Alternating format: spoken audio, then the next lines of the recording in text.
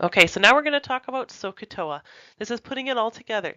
So remember, we started this out saying real world application is, we're making stairs, we're looking at the slope of a skateboarding ramp, the slope of a roof. Usually they're not going to say, okay, what's the tan of this? They're going to say, okay, we have these lengths and we want to find this length, we have this angle, and you got to basically be able to put it all together. So make a note somewhere. This SOH CAH TOA is just a reminder, it's a mnemonic. If you don't remember, if it's opposite, adjacent, hypotenuse. So, the SOH is sine for opposite over hypotenuse. The CAH, the C is for cos with adjacent over hypotenuse. And TOA is tangent, and then OA is opposite over adjacent. So make a note for yourself if you're not going to be able to remember that.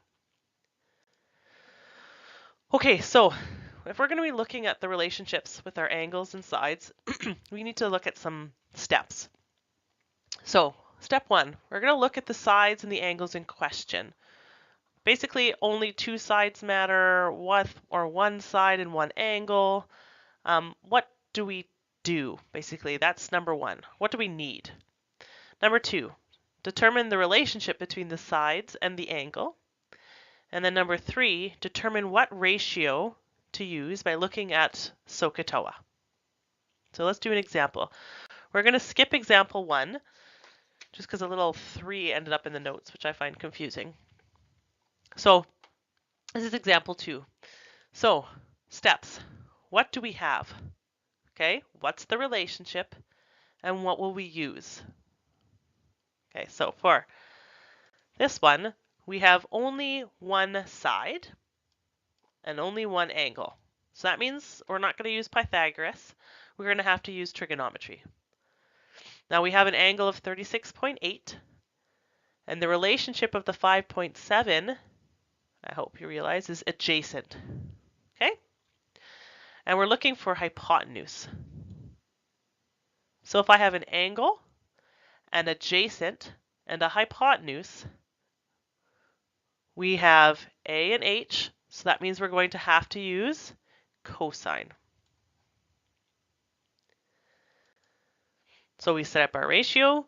Cos of 36.8 equals adjacent over hypotenuse.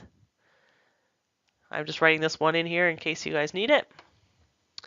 Cross multiply, and we get the height is 7.12. Okay?